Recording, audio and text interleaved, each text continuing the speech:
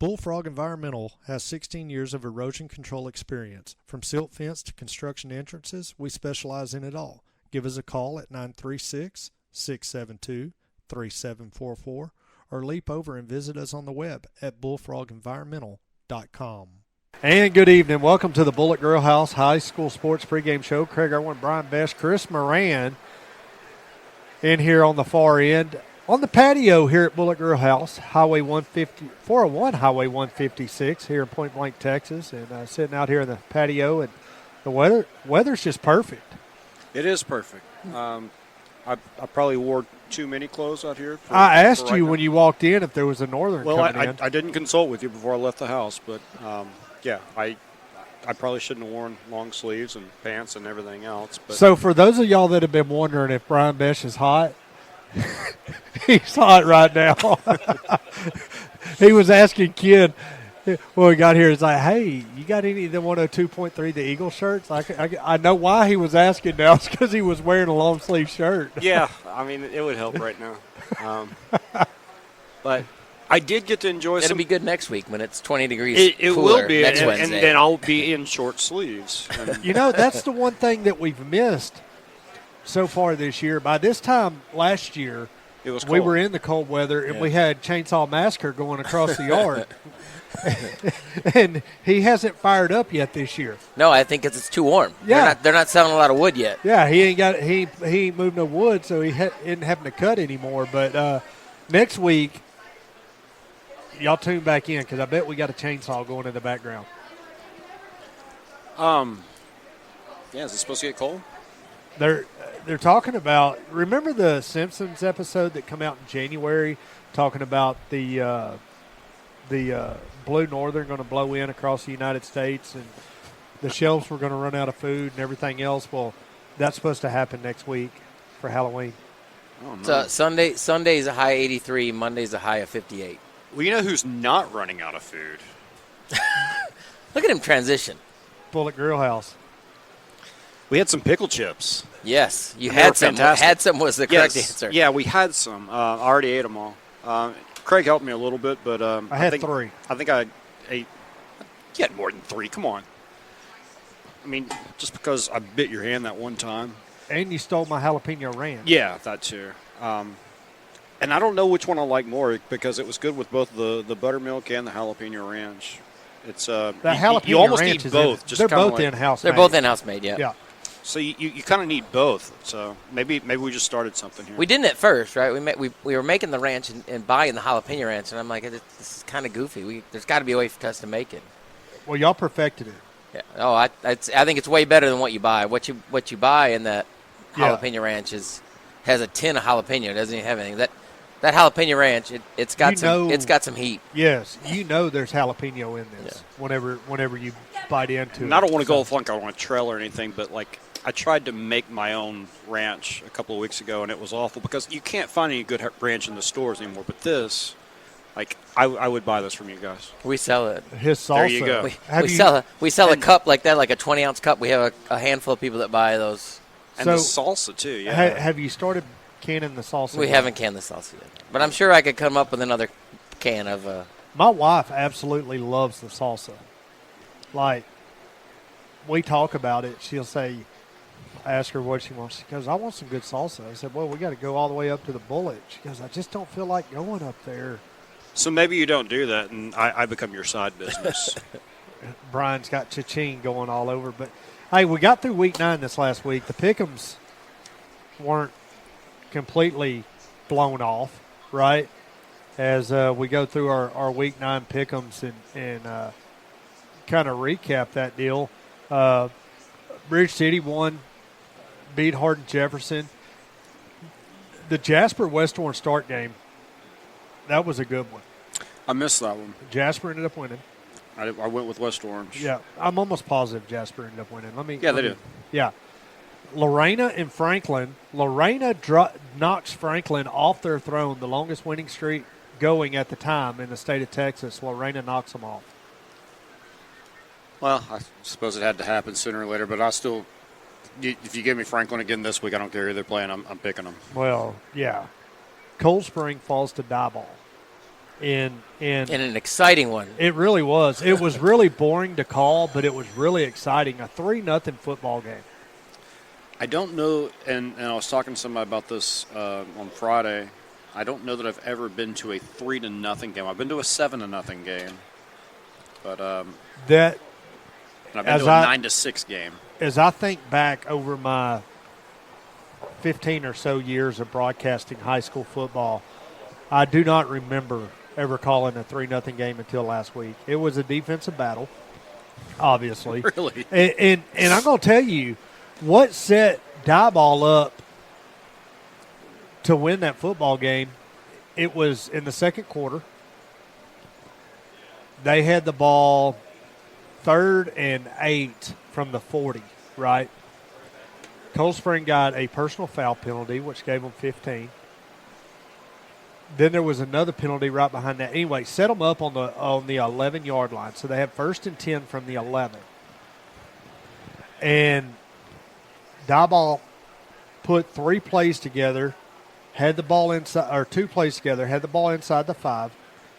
Cold Spring's defense made a huge stop at the 3-yard line. Diebold elected to kick the field goal, and that was the deciding factor. With that being said, midway through the second quarter, Tiger Parker went out with an ankle injury, never returned back to the football game, and Cold Spring just could not get anything generated offensively. Forced 3 turnovers on the night, 2 interceptions, a fumble recovery. Diebold went to the air. They weren't getting anything off the ground.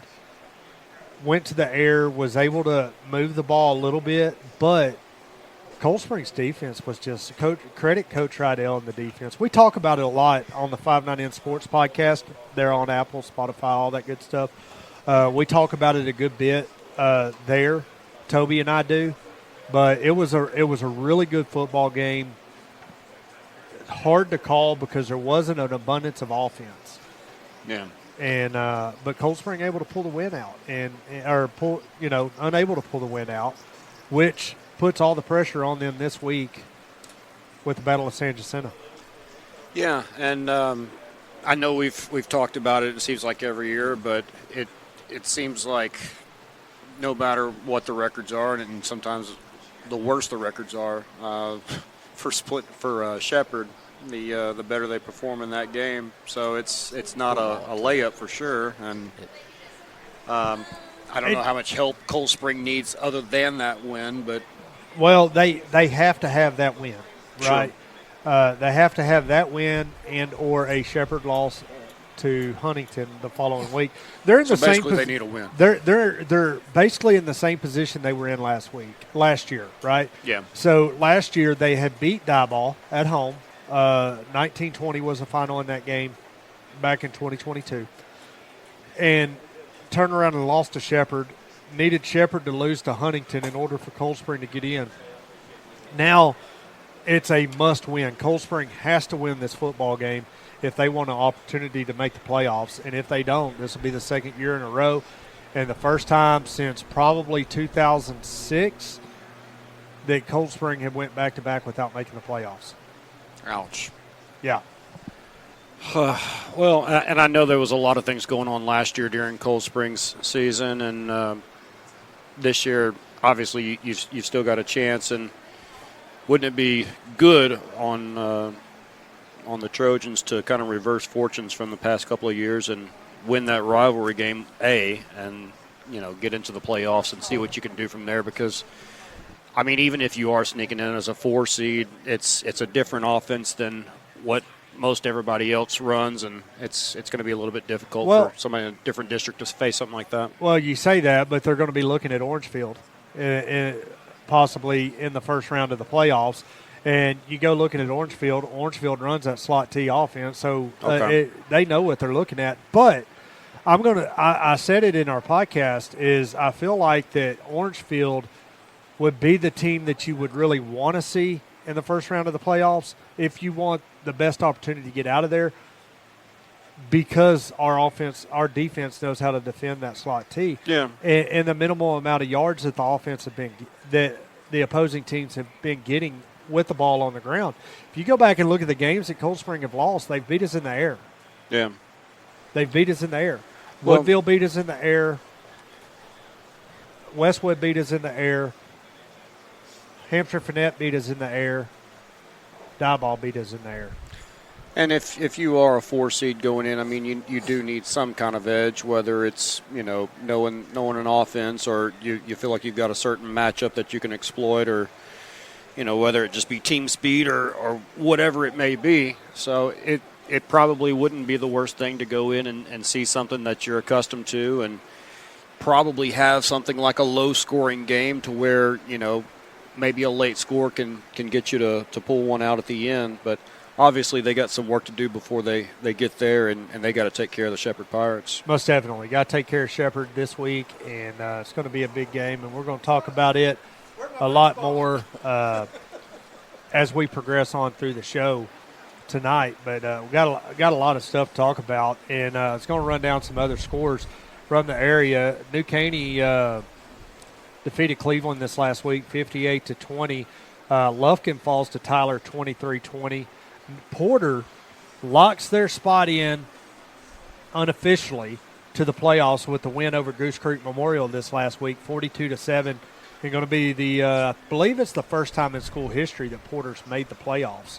I think the most impressive thing you just listed off was that Cleveland scored 20 points. I agree, as it did not allow 70. I mean, really and truly, if you look at it. Woodlands have a big game this week as they toppled Caney Creek 62-7. Barbers Hill defeated Kingwood Park and knocked Kingwood Park's opportunities of making the playoffs off. 56-14 was the final up in 5A. Dayton falls and loses an opportunity to make the playoffs, 41-26 over Texas City. P&G and Santa Fe. P&G wins that one, 51-14.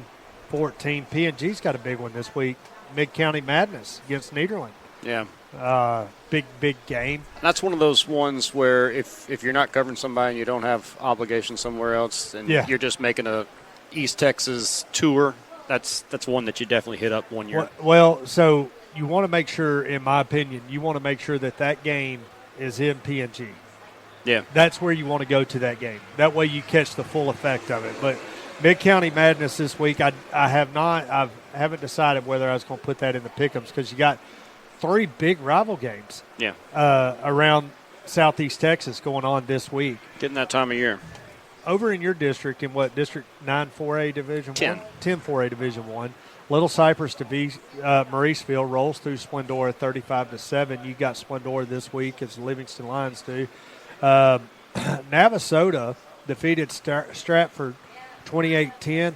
Hampshire Finette Silsby, a game we talked about last week, big game, battle of top 10 teams in the same district, as there was 2 big games in that district. But Hampshire Finette falls to Silsby 39-21 and in a really good game.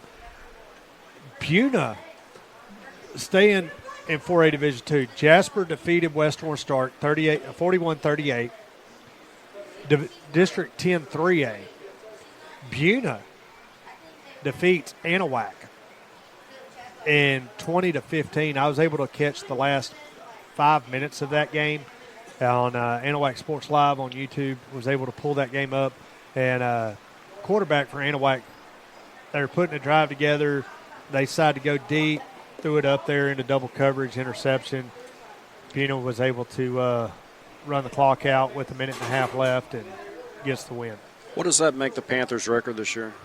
I'd have to pull it up, but they are relying on Tarkington to beat Buna this week.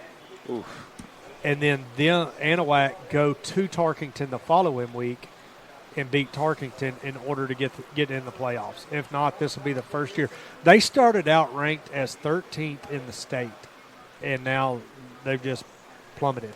Yeah, it's probably not what the folks down there expected, but, you lose your starting quarterback and he goes somewhere else, and all of a sudden you've there's some college football teams right now that are in that same predicament. Not only do you lose your starting quarterback, then you have a tragic wreck going into the second week of scrimmages that killed 2 of your players, right? Puts another one in the hospital in ICU. So you have that riding on your shoulders. And Trent and I, in our podcast, we kind of talked about that, the momentum and piece on how the team would handle that, right? And it would have went one or two ways, and you know, it's went the worst of the two, right, for the Anahuac Panthers. And Trent feels like a lot of it has to do with coaching, holding players accountable, putting in the work ethic, you know, and kind of pushing and driving. He said he feels like that they're probably being a little bit soft on them with all of the events that had led into going to this season. And that's got to be a ridiculously hard balance because you don't want to mess with what's going on, but at the same time, you've got a season to go play, and you've got to work hard at it. Yeah, most definitely. East Chambers went through, defeated Tarkington 28-14 in the final right there. Moving over in District 9-3A, Woodville runs through Crockett 48-21, and Westwood shut out Huntington 55-0 was the final there. We talked about the Lorena Franklin game as Lorena was able to pull that win out 52-49.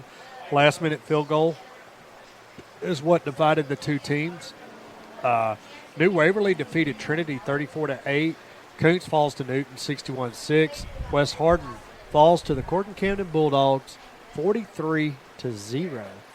Yeah, not the best of years at West Hardin, but they're kind of used to that down there. Not scoring a whole lot of points, and they're probably not going to win a game this year. You got two that are down there at the bottom of that district, in Normandy and West Hardin, that are not making the playoffs for a reason. Right. Groveton and Normandy. Groveton wins that one 56-19. And then moving down to 2A Division II, Lovelady defeated Sabine Pass 64-7. Yeah, same thing with Sabine Pass. I'm going to tell you. That would be a good game right there, Sabine Pass and West Hardin. Yeah. You want me to tell you what defeats me every time I show up at Bullett Grill House? The food. It's like I can't finish it all. It knocks me out. It's so stinking good. I try and I push and I make myself sick. But what are you having tonight, or don't you know yet? I don't know. I'm thinking I may go the spicy pig. I'm not sold 100% yet, but I'm thinking I may go that route. Not quite sure. I'm still going to look. But y'all got a lot of stuff coming up. You got Halloween next week. Halloween. You know, we're not doing much for Halloween. No costume contest? No costume contest. We got Nate Nelson playing tonight. His last trip so if you're not going to the football game, come on out and listen to Nate. He's retiring from music. Really? So he is he's working for a steel building company. He's pretty high up there, vice president or some title. I think his title. Actually, he's putting in a building. We're expanding out back, and he's putting in our building for us. But sweet. Just was got to be too much. So he's this is his last year. He's kind of finishing out the next month of his shows, and this is one of his last shows he's going to do, and last show here and last show almost anywhere. Going to be done with it. Be done with music. So if you want to hear some Nate Nelson, tonight's the last night you're going to hear it anywhere around here. So Nate had a decision: quit his job or quit music, and he figured he'd made more money at his job, huh? Yeah, I think he needs a job. I feel you. I know what that's like. You're listening to the Bullett Grill House High School Sports Pregame Show on 102.3 The Eagle and AM 1440 The Score. We'll be back right after this. Howdy folks, Randy here. At Randy's Rubs, it is our mission to bring you a variety of mouthwatering seasonings that are sure to make the ordinary extraordinary, to make the impossible possible.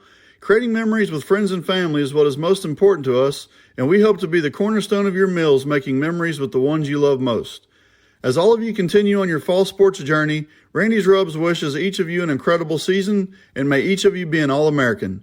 Go check us out on Amazon or at randysrubs.com. It don't suck, y'all. Bullfrog Environmental has 16 years of erosion control experience. From silt fence to construction entrances, we specialize in it all. Give us a call at 936-672-3744 or leap over and visit us on the web at bullfrogenvironmental.com. Welcome back to the Bullett Grill House High School Sports Pregame Show.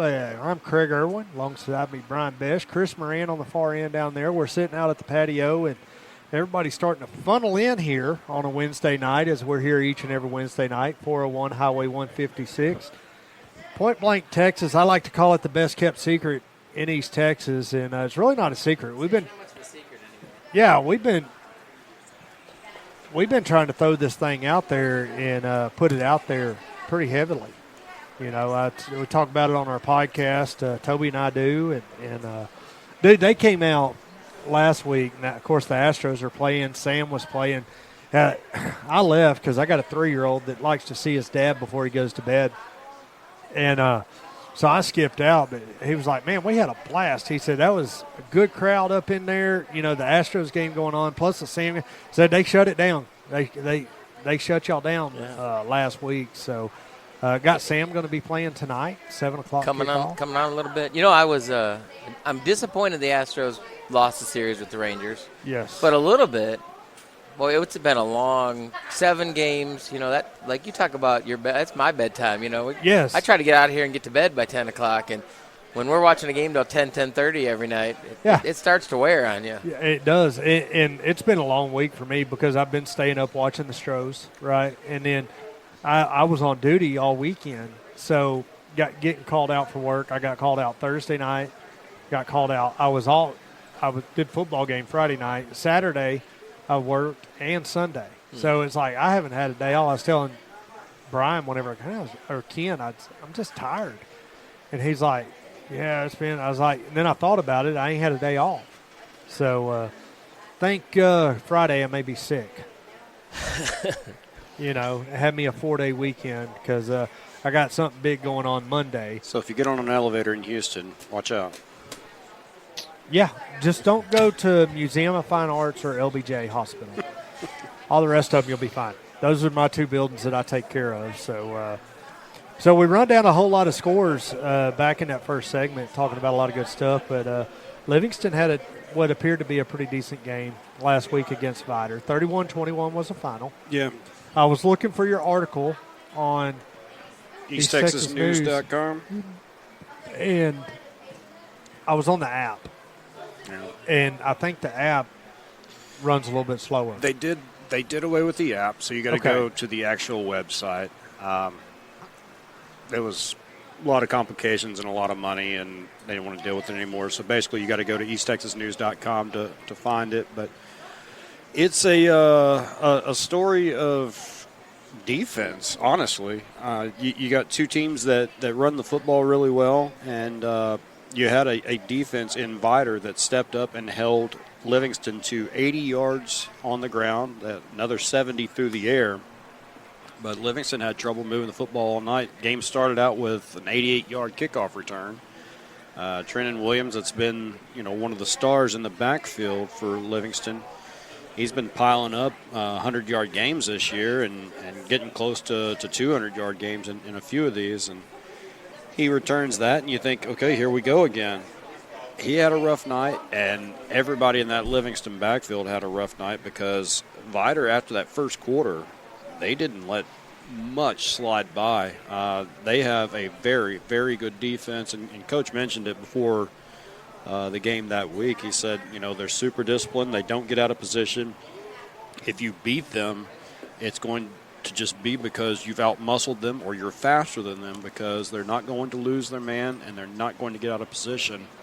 Well, and that probably goes back to what they have to face in practice every day because if you get out of position on that slot T offense, then that's right where they're going to run it.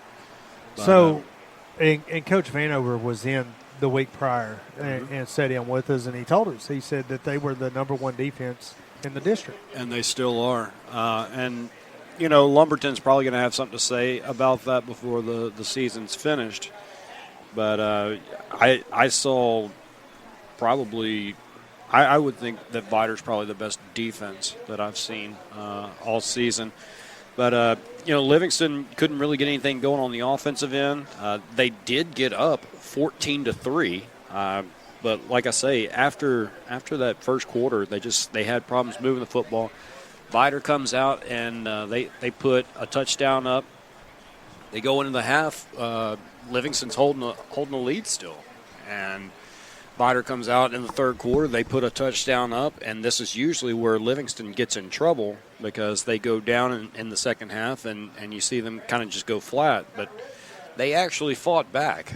They took the lead once again, and you think, okay, we're going to have a back and forth here.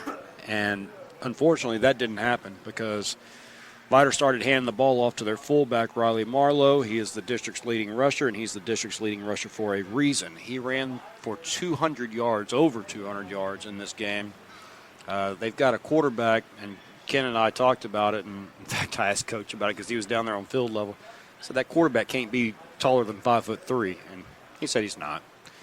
But I tell you this, he can't see over the line to throw it. He has no idea where the ball's going. There's no way he does. And he threw 2 awful-looking passes. One of them was an interception. One of them was an incompletion that wasn't 10 yards around anybody. That's just to keep that run defense honest.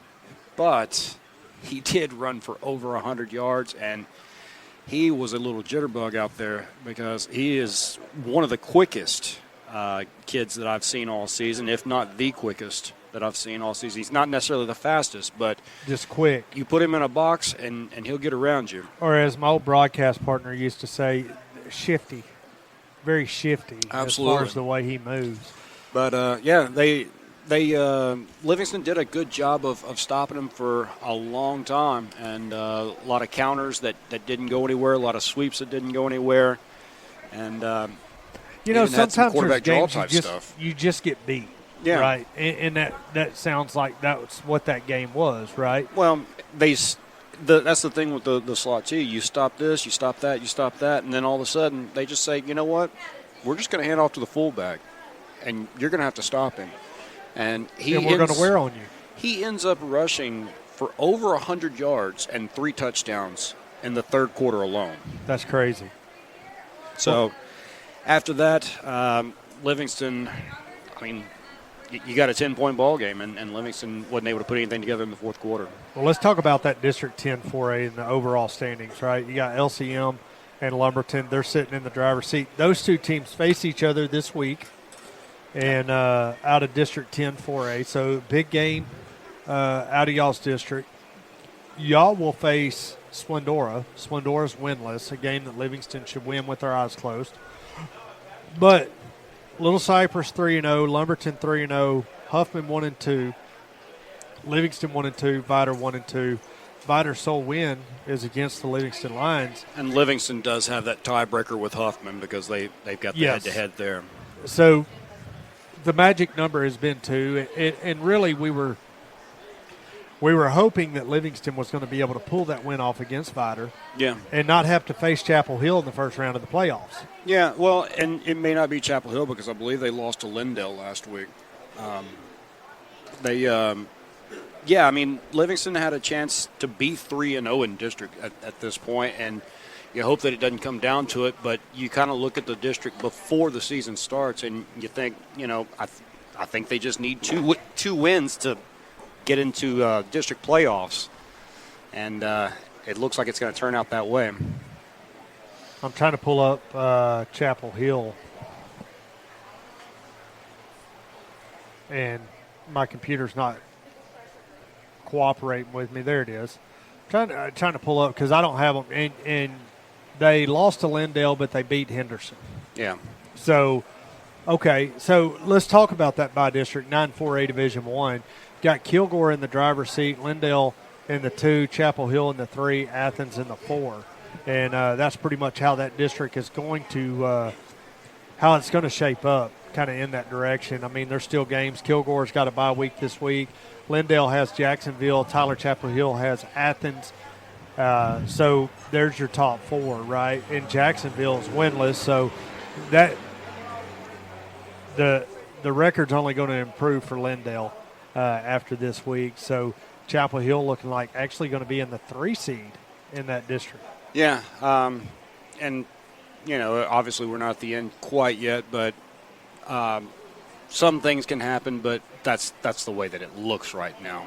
Well, Chapel Hill has Athens this week, and then the following week they have Kilgore as you round out that schedule there in District 9-4A. And just kind of giving folks at home that are listening kind of a thought process of how the by-district round of the playoffs could shape up. And next week we'll have a really good idea of how it's going to shape up and be able to really talk about the by-district round of the playoffs After 3 consecutive years with Tyler Chapel Hill, there's not going to be too many tears in Livingston if they don't play. No, I'm going to tell you, it's not going to hurt my feelings, to see somebody else. If I end up going to do that game, depending on what the Cold Spring Trojans do, I mean, I could be off, right? And we could be picking up Corrigan or something like that. So jumping down into 9-3A, which is Cold Springs district, and the shape-up of how this district is going. Whenever you look at it, you look at the Diboll Lumberjacks. They're 4-0 at the top in the driver's seat. They have Huntington this week, and then we'll finish out the season with, I think, Crockett. Woodville in the 2 seed, 4-1. Their sole loss was against Diboll. Palestine Westwood in the 3. They have Crockett this week. Cold Spring Trojans technically in the 4 spot, but a lot can change right there, right? Yep. Big game this week with the Shepherd Pirates, as it's a win and you're in situation for Cold Spring. Yeah, it's a win 2 for Shepherd, right? Is what they're going to have to do. So if Shepherd wins, they're in. If Cold Spring wins, they're in. It doesn't matter what they do, because against Huntington, really and truly, because Cold Spring goes into a bye week after this week. So kind of how that is. Crockett's 1-3, Shepherd 1-3, Huntington 0-4. I guess technically there's an outside shot that Crockett can make it in there, but really and truly they're not. They're not that good. Crockett has Westwood this week. A battle of 19 is a short drive for those guys to get up there. And I don't see it going any other way but Palestine Westwood getting the win out of that district. You don't necessarily want to be the 4th place team trying to fight your way into the playoffs this time of year, but I mean, how great is it to have a rivalry game like that, Shepherd and Cold Spring, and 2 teams from the same county, and whoever wins that game, they're going to the playoffs. The other one's going home. Exactly, and it's really big. I don't want to say too much because the game's in the pick'ems, right? and I don't want to just roll on it. Oh, you did. I thought you didn't pick pick'ems because I thought you were going to just surprise us tonight. I did. You have some games? Whenever I was on that Facebook Live, I had not had who I was going to put in the pick'ems. I have it now. Now we're ready. Okay. Now we're ready. We're set right now. So, it's all a conspiracy. That's what it is. I rigged it all. Actually, I got some really good games in the pick'ems, so y'all stick around for 7-3. But so yeah, it's a huge game, and it's a game that Cold Spring put themselves in that situation overall, right? Defense has held us in games. The last week, offense was able to do absolutely nothing offensively.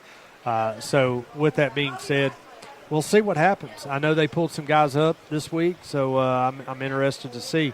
Jumping over in the bi-district round 10-3A Division I, this one gets a little bit tricky when you go to looking at the 4 seed, much like in 9-3A.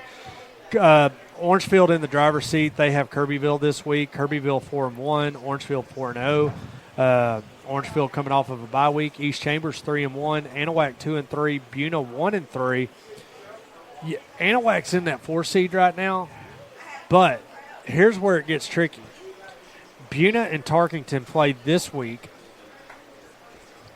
If Buna wins, Buna's in the playoffs. Anahuac has no chance of getting in there. Right. If Tarkington was to win that football game. Buna's had like 3 different football seasons this year. Yeah, and we haven't even got through the bottom third of the season, right? Yeah. I mean, so. It's really weird how it's just been like a roller coaster for them. It really has been. So if Buna wins, they're in. Yeah. Right? If Buna loses, Anahuac has to beat Tarkington in order to get in. If Tarkington can beat Anahuac, and that game is in Tarkington next Thursday, then Tarkington slips into the playoffs. How great is it that we're talking about Tarkington football this late in the season? Dude, talking about them having the potential of making the playoffs. Yeah. I think some of us were talking about how good Tarkington was at the beginning of the year. Yeah, definitely were. I mean, we almost had Brian convinced. Somebody it was more hope then, but now it's real now. I mean we like almost had Brian convinced to wearing a Tarkington shirt. Yeah. Almost. Sans Longhorn. As long as it didn't have Longhorns, it just said Tarkington on it and didn't have the Longhorn emblem, he would have been okay with it. I think, yeah, you throw a maroon lettered Tarkington. Yeah, I could do something like that. And then like maybe a Texas A&M on the back or something. I mean, just so something. you could be representing. Yeah. So that's what 9. So my soul doesn't burn. Right, exactly. So then jumping into we about there. Ken Ken's says cutting we us need to off. hurry up. Yeah. What he can't cut off. He doesn't is like all this Tarkington talk. That's what it is. That's exactly what it is. He's going to start making shirts out of maroon. Hey, did you just see? They had a couple wings we brought out. You know, you always talk about coming out on Wednesday night. Yes. We have bingo. Wednesday night bingo. We're here. You should come out and just see us. But we always forget to mention the wings are $1.50 tonight. $1.50. And it's the whole wing. And they're smoked. There's not the deep fried, like crusty, No. fall apart. They're legit good. No, I've had them. And I may go with wings tonight. And they are monstrous. And I will tell you, I got a little quick story. I'll tell you. I had a guy today come in, talked to the girl, saw the price of what 10 wings were. Right? He goes, a normal Buffalo Wild Wings 10 wings is, what, $15, and it's a little more here. Can't tell you the exact price off the top of my head, but he's like, that's ridiculous for 10 wings. She said, no. You got to understand, these are huge, big double wings. That's like you just need the 4-piece. Get the 4-piece wing. That's going to be plenty for you. You're going to love it. So he called and she comes up to me and says, my table wants to talk to you. And I didn't know all this, right? Right. And that's what the servers do. My table wants to talk to you. I'm like, what did you do now? Right. So I go over there, and I got to tell you, I was about to leave, and she talked me into staying to get these wings, and these were the best wings I've ever had. And I get that story time and time again about, man, and they are. We pride to get that big jumbo. We smoke it. Now, we do flash fry it, just kind of warm it up because we don't have them on the smoker every day. But it's not the crust that just falls off as soon as you bite into it and all that. You got to just flash fry a real them, wing. get them heated up. And, and they got some meat on. I ate at a wing place today, or not today, but yesterday I had a couple wings somewhere else. Just always try them. You got to try it out. I don't know where they get baby chickens that small, because I've seen more meat on a chicken McNugget. China. They get them from China. Somewhere, but Biden is having them sent over. But, yeah, if you want real chicken wings, you can come here. So just so you know that. I got a new sauce, too. It's not on the menu, but maybe you want to – it's a pepper, garlic, onion mix. So you don't sound sure. I haven't had it on a wing yet. Did y'all make it? No. Is it homemade? No, we bought it. You got a vendor? Yeah. You're going to try it, and you're going to figure it out, and you're going to make it in-house. We may tweak it a little bit. So. There you go. But, yeah, if you want some wings, we could it's not on the menu yet, but $1.50 wing night. And if you hear that and you want to try the new sauce, let me know. You can come in and try it. I'll let anybody try it if they want to try it, give us some feedback. You've almost sold me on the wings for tonight. You really have. Barb's sitting over here. The real boss is here. She's trying to show Chris something, and he's been plugging Bullett Grill. And Barb's already had every once in a while on Saturdays or on Wednesdays we have ribs. Y'all have ribs we tonight? also have some ribs tonight. So for those we sell them by the each, just like a wing. So we flash fry them. You can put some sauce on them. So like I can get a wing and a rib? Wing and a rib, yeah. So I can get some chicken and some pork? Yeah. There Talking you go. about protein up right there. That's what I'm talking about. You're listening to the Bullett Grill House High School Sports Pregame Show on 102.3 The Eagle and AM 1440 The Score. We'll be back with everybody's favorite segment, the Pick'ems, right after this. Bullfrog Environmental has 16 years of erosion control experience. From silt fence to construction entrances, we specialize in it all.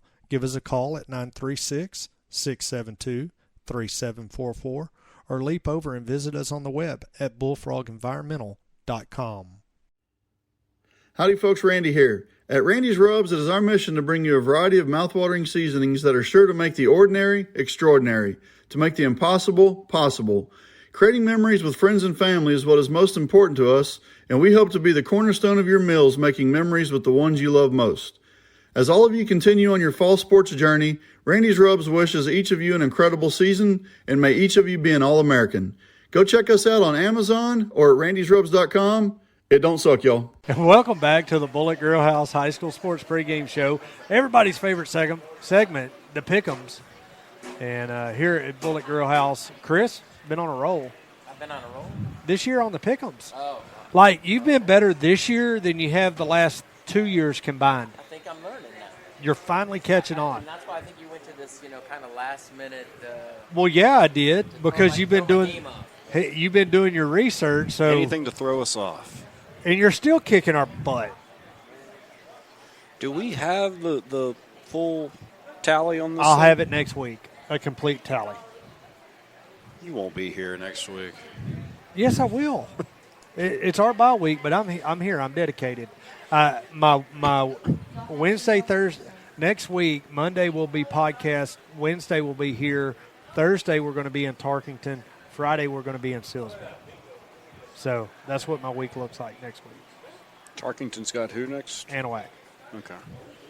Yeah, it's going to be a good game. It's going to definitely be one to watch. Obviously, I'm going to be there.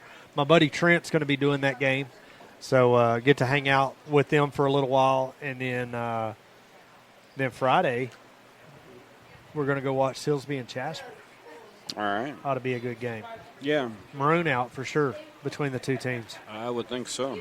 So a lot of fun. Let's talk about District 12 2A. Our Corrigan-Camden Bulldogs right up the road as you look at their district. Centerville in the driver's seat, 3-0, as they're down this year, but big game for them November 3rd as they'll face Corrigan.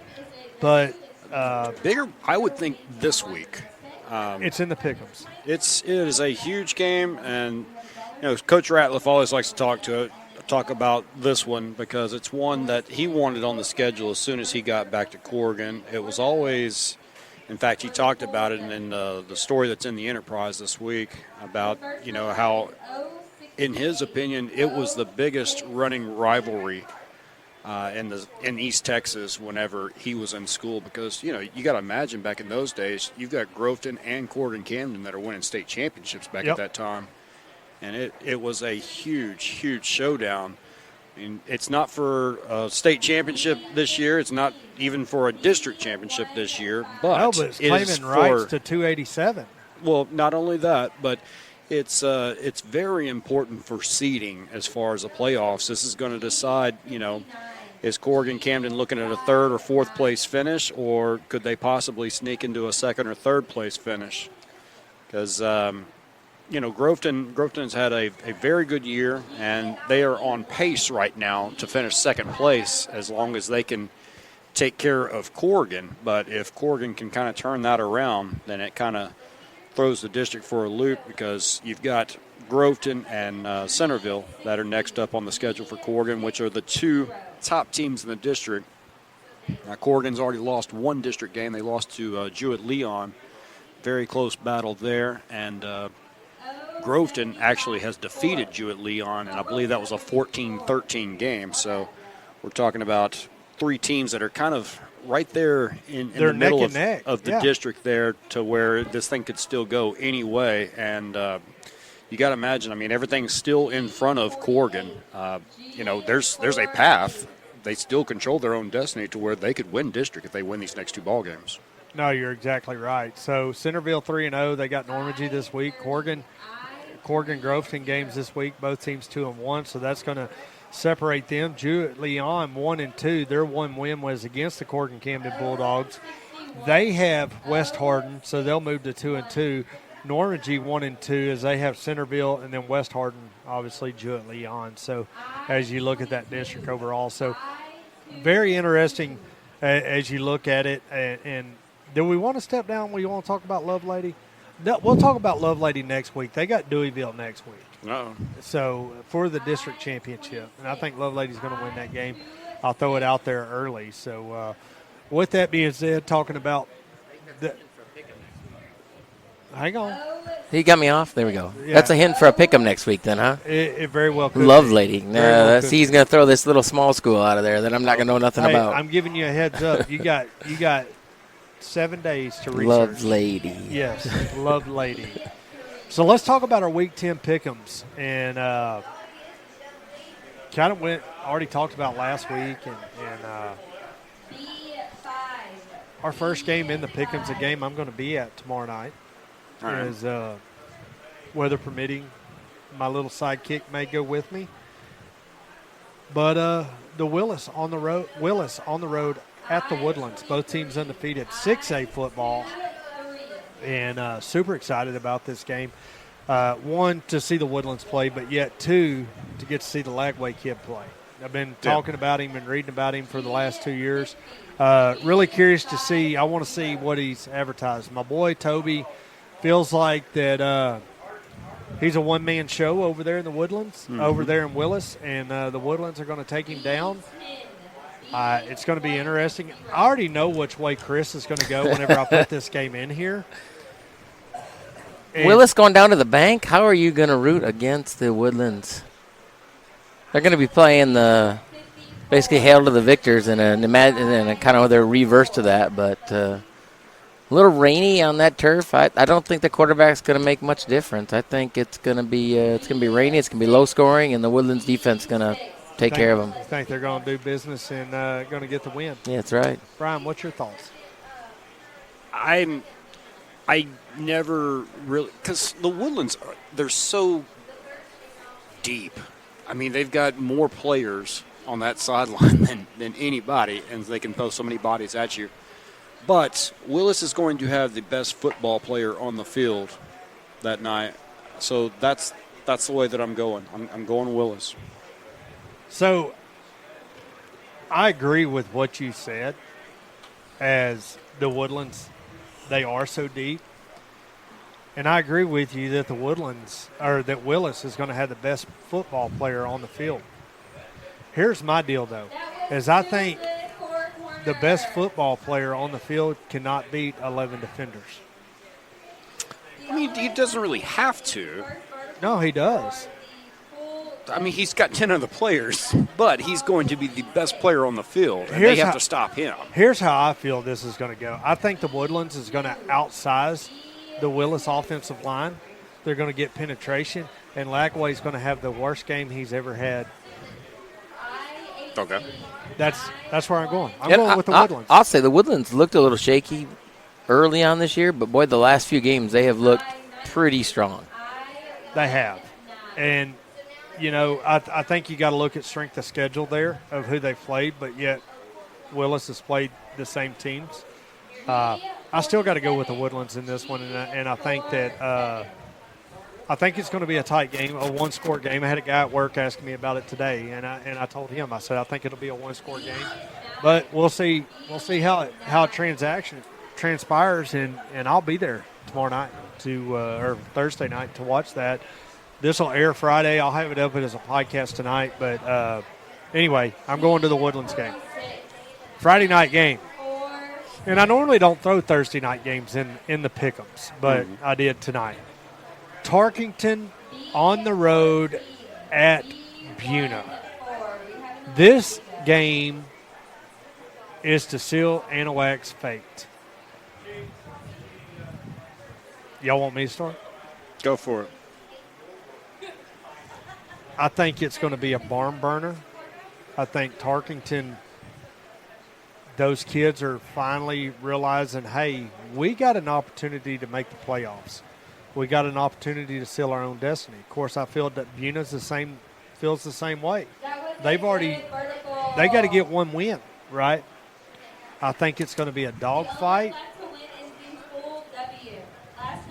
I'm going to go with Tarkington in a one-score game. I'm going the opposite way. I'm picking Buna. Well, I'm going with the Longhorns. I got to stay with Tarkington. I've been riding that coattail all year. You got to, right, Chris? Yeah. And I'm Buna looked a little shaky lately. I'm not just saying this to get some of my viewership back from the Tarkington faithful. Because I haven't talked about Tarkington the last 2 weeks in our podcast. Like, I run through their score and that's it. Yeah. I run through their score and that's absolutely it. That's all I do. I don't elaborate. I don't talk deep. I got my whistleblower over there. But I just leave it at that. Tarkington lost. Whatever, right? I feel like Tarkington's got the opportunity to win this one, and it's going to be a really good one. This next one, Brian's going to start it out. Atascocita at North Shore. Ugh. It's one of the teams that I never pick against, so I'm not going to start now. Franklin burned me last week, but I am not going to pick against North Shore. I realize that this season, more than any other, North Shore is probably more vulnerable, and I realize how good Atascocita is this year. I have an Aggie head coach, by the way. Yep. And North Shore alumni. I am. North Shore has a North Shore alumni coach. There you go. From Prairie View. I'm not picking against North Shore. Chris? I'm going to stay. I agree. I think North Shore at home. Maybe if it was in Atascocita, but I think Atascocita going down to North Shore is it's going to be a tough battle. It's going to be a sellout game there in North Shore. And that's the game that I would be at if I didn't have other obligations. I agree. But you'll be at the Livingston game. I'll be watching Livingston clinch playoffs. Right, Livingston Splendora. So I'm going the opposite direction. I've been listening to Toby and been doing a little bit of research. Atascocita beat Katy earlier this year. I'm going to go with Atascocita in this football game, and I think it's going to be a good one. And it's really, I feel like it's anybody's game, honestly. But it's going to be a good one. I'm looking forward to it, and it's just going to be it's playoff caliber. I mean, you're looking at a Thursday and a Friday night playoff caliber football games with the Woodlands and Willis, as well as North Shore and Atascocita. Yeah. Going to another playoff caliber game. Would you quit touching knobs, engineer? Please. We're trying to do a radio show. He's so bored over there. He is. Battle of 287. Corgan at Groveton. Oh, Coach Ratliff, prove me wrong. I'm picking Groveton. Brian's going Groveton. Who are you picking? I'm picking Groveton. Okay. I am fully behind all the Polk County schools, and I want them to do well. However, they're going to have to prove it to me first. They are on the path of recovery. They had a lot of problems on offense to start this year, and they kind of got right whenever they played Cold Spring. Yep. And it's been an upward trajectory, I'll get that word out, since that point in time. They've had more success. Obviously, they've played some competition that would be conducive to wins in Norman G and West Hardin. I feel like Groveton is having a very good year this year, and they're going to need a lot to go over there in Groveton and win. But I would expect a very, very good game, and it's another one of those that I wouldn't mind being at if I wasn't covering Livingston. Chris, who you got? I got Corgan. I can't go away from you on that one. I watched Corgan play against Cold Spring. I watched the way they come alive in the second half. I think that loss to Jewett-Leon was, a young football team made some mental mistakes in that football game, and that's what cost them. I think this game is a complete different magnitude. I think the players know what this game means. It's a huge rival game. I think Corgan's going to travel into Groveton, and they're going to win that game. It's going to take a lot. It's going to take their best game of the season probably, and hopefully they've got it in them. I know Groveton can be a tough place to play, and hopefully they can pull it off. Shepherd at Cold Spring, Battle of San Jacinto, big game. I am going to go with the Cold Spring Trojans. Going with Cold Spring, Brian I don't said. think they missed the playoffs 2 years in a row. Chris? I got to stay with Cold Spring. It's the local time. It is the Battle of San Jacinto, but I just don't think Shepherd's got the talent to. I think Cold Spring is down, Shepherd is down just enough to where Cold Spring's going to get the edge. Cold Spring's defense has been really fine-tuned. Yes, they gave up 26 against Westwood, but they only gave up 3 to Dieball, who's fixing to win the district. That's kind of what's lost in that game. You lose a game 3-0. Yeah. Defense played great. You got to get that offense rolling, though. They're going to have some offense. You have to. They're going to have to do something. And I'm going to say this. I feel like that they're going to have to make a change at the quarterback position in order to be able to do that. And I feel that way. I feel strongly about it. We'll see what happens. So I'm going with Cold Spring. A wild card game, Mid-County Madness, P&G at Nederland. Brian. P&G. Chris? P&G. Craig? P&G. All the way across the board. And I'm going to put that P&G times 3 on there, and we'll see what we look like at the end of next week. I'll have an overall record. I had to throw that extra game. Mid-County Madness, you can't not put that in your pick'ems. You know what I mean? That's just a really good game. And it would be a lot of fun to see. I've seen both of them. I've been in both of those stadiums several times, and I haven't seen the two of them play each other, I don't think. It's been years if I have. But. District realignment comes out this year, this next year, 2024, February, so we'll have to look at it. But it does, and coaches are already making plans for their non-district schedules. That they are. Something that doesn't need any realignment is Bullett Grill House. God dang, I love this place. 3 years in running, we've been doing this pregame show here, and looking forward to year 4 as we're in week 10, 1 week to go in the regular season.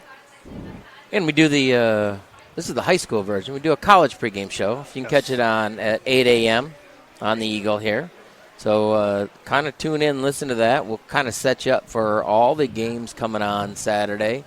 A little recap of what happened last Saturday. Talk about some of the other specials and some other things we got going on. So last 2 weeks I've been uploading the pregame show to a podcast as well. Sent it out to some of my buddies that really love college football, and sent it out to them guys. Say, hey, y'all need to listen to this. Let me know what you think.